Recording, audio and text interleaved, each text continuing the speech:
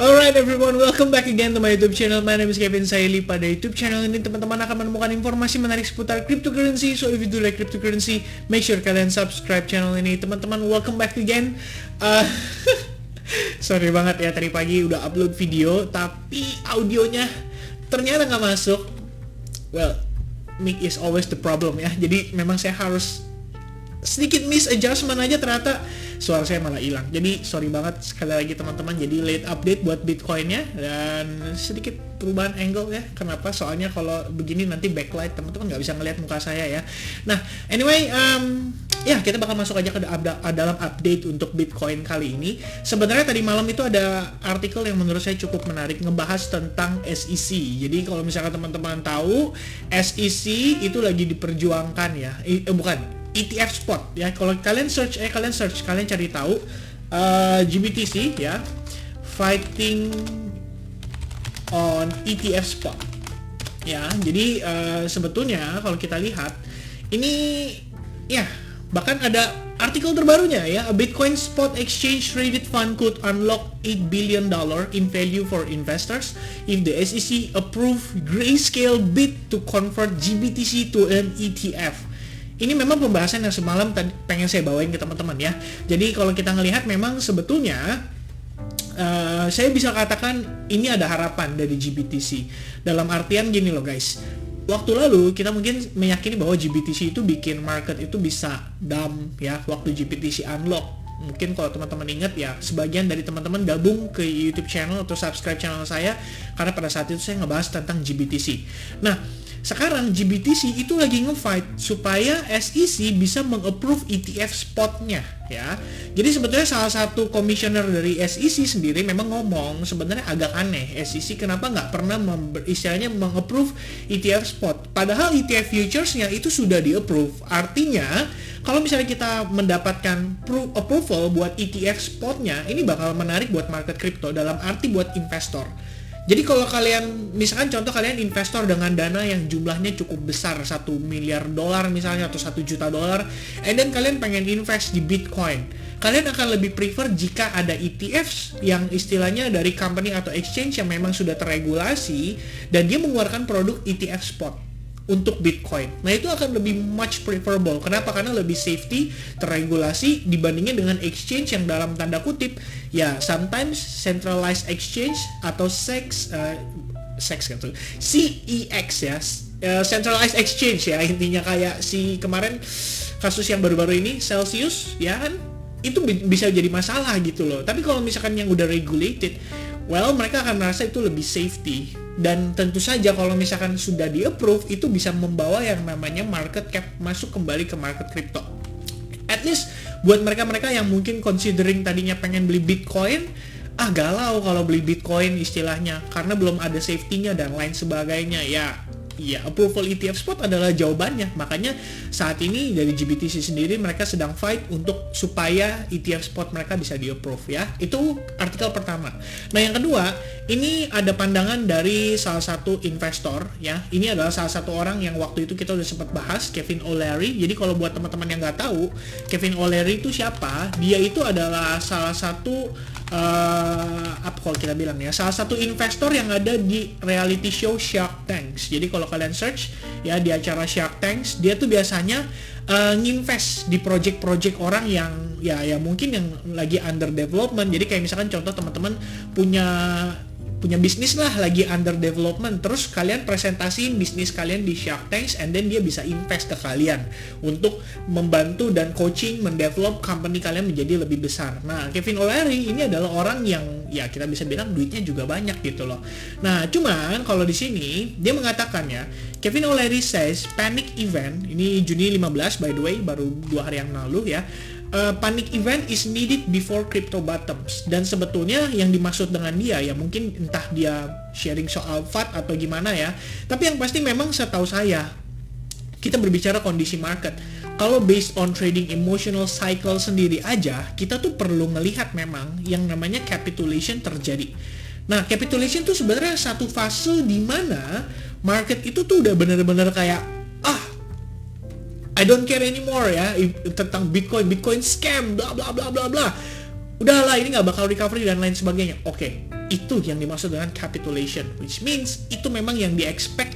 Kenapa? Karena bagi para investor diyakini ketika semua orang mau jualan Bitcoin dengan harga yang super murah, relatif murah, disitulah saatnya mereka untuk buyback. Nah pertanyaannya, capitulation-nya itu di mana?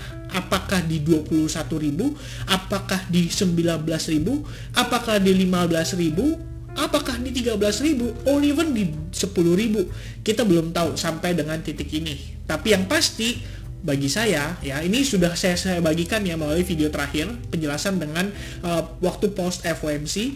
Memang kita lihat ya guys, kalau misalkan untuk Bitcoin sendiri secara historical, well dia pernah yang namanya, wait ya saya ganti dulu teman-teman. Sebentar, Bitcoin, not this one, oke, this one ya. Jadi kalau misalkan secara historical sendiri, memang Bitcoin itu pernah, kalau kita bilang ya, bukan pernah sih, setiap kali dia bear market itu dia turun 85%, 86% gitu loh. I mean kalau misalkan let's say worst case scenario dia turun sampai $10.000, ya sebenarnya memang sulit untuk dipercaya. Cuman ya kita ngomongin fair-fairan aja ya guys ya. 3 bulan yang lalu waktu semua orang nggak percaya Bitcoin bisa di bawah 30.000, nyatanya sekarang 20.000. I mean akan selalu ada situasi di mana kita tidak bisa menduga-duga dengan pasti ya di manakah potensi market itu bisa berhenti. Cuman yang bisa kita lakukan sebagai entah itu seorang trader atau investor adalah punya planning dari awal. Jadi make sure planning yang kalian buat itu tidak mempengaruhi keadaan finansial kalian. Dalam arti jangan sampai kalian invest duit yang akhirnya mengganggu kestabilitasan kehidupan kalian untuk makan, untuk jajan, untuk kebutuhan anak, dan lain sebagainya. Nah itu yang harus dipertimbangkan dari awal. Jadi harus ada perhitungan yang mantap. Oke? Apalagi kita ngomongin kripto. Kalau kalian considering untuk invest di kripto, kalian harus sanggup melewati masa winter. Dan winter di kripto itu biasanya kalau berdasarkan historical itu setahun sampai 2 tahun. Kalau misalkan kita baru masuk ke pintu pembukaan winternya, kalian sanggup nggak tahan 1-2 tahun untuk ngelihat kripto kalian bertumbuh nantinya di 4-5 tahun mendatang pada saat next halving, alright? Nah, kalau lihat dari time frame weekly, ini kita udah pembahasan ya beberapa waktu lalu bahwa posisi kita saat ini memang sudah mendekati area moving average 200 dan diyakini di area-area ini itu sebenarnya bisa mendapatkan reaction. At least kalau misalnya kita lihat dari beberapa kali historical pergerakan sebelumnya, ini mendapatkan reaction gitu. Nah, di video kemarin sebenarnya saya pengen sharing sama kalian, saya itu udah ada lakukan akumulasi di Bitcoin harga kisaran 21.800. Jadi sebenarnya a little bit unexpected ya. Ini saya pakai fitur replay biar kalian ada gambaran. Jadi waktu kemarin itu kan kalian ingat ya, saya udah pernah sharing bahwa closing time frame daily itu berpotensi membentuk yang namanya hammer pattern. Which is kalau kayak saya tarik begini, oke. Next dulu. Nah, kira-kira begini ya. Ini kalau ngelihat hammer pattern sebenarnya bagus ya. Pada saat closingnya itu di kisaran 22.500-an. Saya memutuskan pada saat dia close candle di jam 7 pagi, which is di kisaran segini. Sorry ya, saya geser dulu. Oke, nah kisaran ini ya. Jadi pada saat dia closing itu kan di kisaran $22.500 ya, $22.500. Saya putuskan untuk kayaknya boleh nih kita pasang jaring ya, dalam artian saya sudah sharing. Intinya gini guys ya, please jangan FOMO ya. Saya pengen kasih tahu dulu bahwa penjelasan lengkap itu ada di video sebelumnya. Make sure kalian nonton supaya nggak salah paham. Jangan berpikir saya masuk langsung banyak gitu ya.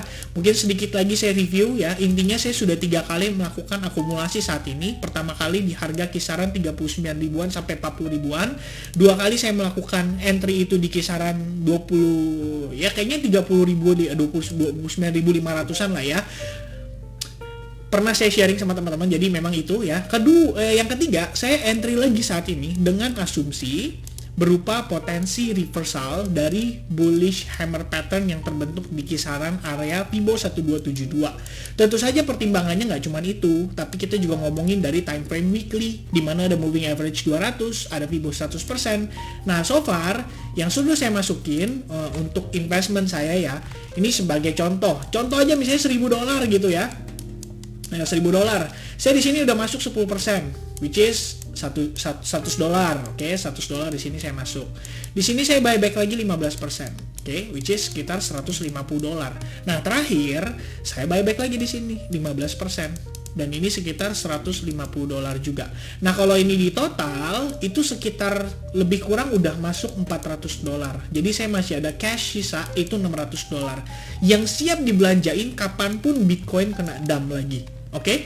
Jadi kita tentu saja ya harapannya sih ngelihat Bitcoin atau market crypto tentu saja harapannya bisa rebound gitu ya. Tapi kita harus menyadari fakta juga bahwa kondisi terkini itu nggak mudah buat market crypto bisa ngepump. At least kalaupun dia turun, kita udah punya antisipasi. Ya, jadi memang saya istilahnya masuk pun baru 40% portofolio total dari aset yang saya siapkan untuk belanjain di Bitcoin.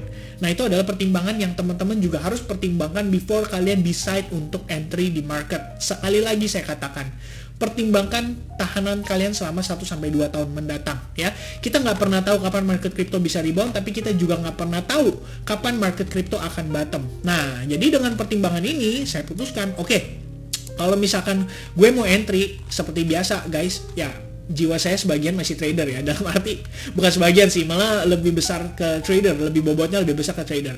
Ekspektasi saya adalah dia turun dulu, ngetes sampai ke area moving average. Dalam arti kalau misalkan waktu kemarin setelah keputusan suku bunga memang artinya dia siap naik dan menembus order block serta bearish order blocknya, maka ekspektasi saya pun nggak langsung seperti itu. At least prosesnya dia pull back dulu and then baru dia nembus gitu ya. Nah, jadi saya pasanglah waktu kemarin closing itu, kan teman-teman tahu ya saya begadang waktu yang setelah ini ya. Sampai pagi saya open order, oke, saya lihat ini market so far so good ya. Kita ngelihat dia udah mulai reverse ya, dalam arti ada higher high higher low sequence. Oke, saya pikir ya udah kita tempatkan aja entry point di kisaran range 21.800. Reasonnya jelas karena memang ada exponential moving average yang berpotensi menjadi support di sana. Nah, siapa sangka ternyata nggak tembus, ternyata nggak ketahan, malah kembali lagi dia turun. Makanya waktu di video yang terakhir pun saya sempat mention ya soal hati-hati yang namanya bull trap. Ya toh saya pun juga ya kalian bisa consider saya kena bull trap istilahnya gitu loh, karena saya meyakini ya bisa ketahan di kisaran range ini. Tapi memang asumsi saya beli Bitcoin itu untuk jangka panjang, jadi memang sudah ada persiapan untuk investnya. Sementara untuk tradingnya ya, ini saya sedikit sharing buat teman-teman. Untuk trading saya kemarin ada sempat share di grup advance tentang kita bilang trading setup ini. Dalam arti saya katakan bahwa ini high risk, very high risk. Kenapa? Menyadari bahwa situasi saat ini itu Bitcoin masih under pressure, dalam arti sellersnya masih lebih dominan. Cuman memang kita sudah melakukan analisis dan saya perkirakan di area ini terdapat yang namanya bullish order block, which means kalau misalkan Bitcoin ada reaksi di bullish order block ini, oke, saya rasa saya bisa entry sedikit spekulatif, dalam arti ya kita memanfaatkan lah ya momentum yang ada. Dan tentu saja guys, ini buat yang nggak paham ya, jadi please jangan ikut-ikutan. Tapi kalau kalian nggak paham jangan ikut-ikutan. Saya trading menggunakan leverage, yes, akan tetapi maksimal resiko saya batasi di 1% aja guys per trade. Apalagi kondisi kayak gini. Jadi kalau misalkan biasa secara umum saya trading itu resikonya 2%. Let's say kalian punya modal 1000 ya. Setiap kali trading, let's say kalian tempatkan stop loss seperti ini. Ini sebagai contoh ya. Kan ini udah ada trading plan-nya ya, setupnya seperti ini gitu. Saya pikir oke, ini ada opportunity, let's say saya entry di sini, saya tempatkan stop loss-nya di bawah area lowest-nya terakhir, protective stop loss-nya di kisaran let's say $20.000. Nah, ya kira-kira kayak gini ya, dengan target kisaran di order block sebelumnya, which means secara risk reward ratio kalian bisa lihat ya, kalian bisa lihat ini 2,3. Jadi kalau misalnya saya rugi 2%, ya misalnya ini saya batasi nih 2%. 2% itu sama dengan dari modal itu sama dengan $20 gitu ya. Berarti saya rugi maksimal $20. Even ya marketnya dari sini turun ke bawah itu 4% ya. Jadi kalau kalian belanja dengan modal real dan trading di spot, ini ruginya udah 4%. Artinya ruginya bukan $20 tapi $40. Nah, memanfaatkan leverage atau futures, saya mengconsider resikonya menjadi setengahnya. Jadi biasanya saya trading dengan 2%, saya trading sekarang hanya dengan 1% resiko. Kenapa? Karena posisi saya sedikit melawan arus. Secara bigger time frame kita ngelihat under pressure sellers, and then saat ini kita bisa consider sebagai proses ya. Kalian bisa consider ini sebagai counter trend juga. Jadi saya trading hanya dengan resiko $10. Misalnya seperti itu ya. Otomatis harusnya saya rugi 40, di sini saya koreksi, saya diskon jadi hanya $10 aja. Nah, itu ada cara perhitungannya, dan di minggu besok mungkin saya akan share ya di study time supaya teman-teman bisa belajar. Karena memang kemarin itu sudah saya voting di Instagram dan ternyata banyak sekali orang yang pengen tahu lebih dalam lah tentang kondisi manage risiko daripada transaksi yang ya biasanya saya lakukan. Alright, so ngelihat kondisi Bitcoin saat ini, langsung aja kita fast forward ya. Oke, saya udah entry, to be honest ya, saya masih ada long position terhadap Bitcoin. Saya masih hold, saya entry di kisaran 20.800-an, and then stop loss placementnya saya di bawah sini. Nah, kemarin itu sempat hampir kena stop loss ya. Bukan kemarin sih, tadi pagi udah hampir kena stop loss ya. Karena dia turun, menembus bullish order block, but then kita mendapatkan reaction pada saat sesi London saat ini. Kita ngelihat dia berhasil break dari highest-nya sesi Asia. Artinya memang ada market activation di sini, dan hopefully Bitcoin bisa recovery. Cuman yang pengen saya sampaikan ke teman-teman adalah sebelum Bitcoin berhasil menembus bearish order block, berarti ini masih playgroundnya sellers. Anytime dia ngetes area-area ini, itu bisa sewaktu-waktu kita mendapatkan aksi selling pressure yang lumayan besar. Jadi ya, kita lihat dulu lah prosesnya seperti apa ya. Lain ceritanya kalau misalnya Bitcoinnya naik dengan impulsif ya, strong banget sampai nggak ada ngerem. Mungkin itu bisa menembus dan at least ya bisa ada profit lah yang didapatkan dan bisa dimaksimalkan. Tapi untuk saat ini, saya ngelihat ini termasuk transaksi yang beresiko, sehingga saya batasi resiko saya menjadi seminimal mungkin, dan sebisa mungkin ya kalau misalkan sudah mendapatkan profit yang lumayan, saya akan considering melakukan taking profit. Dan itulah strategi atau planning saya saat ini. Nah, menilai dari kondisi time frame daily, to be honest, kita lumayan serem ya, karena sedikit lagi itu ngetes all time high-nya 2017 guys, ya kan, itu sedikit lagi. Well, basically kalau misalnya secara area, saya yakini udah ngetes gitu ya. Kita ngomongin fair aja. Kalau kita tarik ya kayak gini, kalian bisa lihat ya, ini basically sudah ngetes ya. Kita udah ngetes all time high 2017.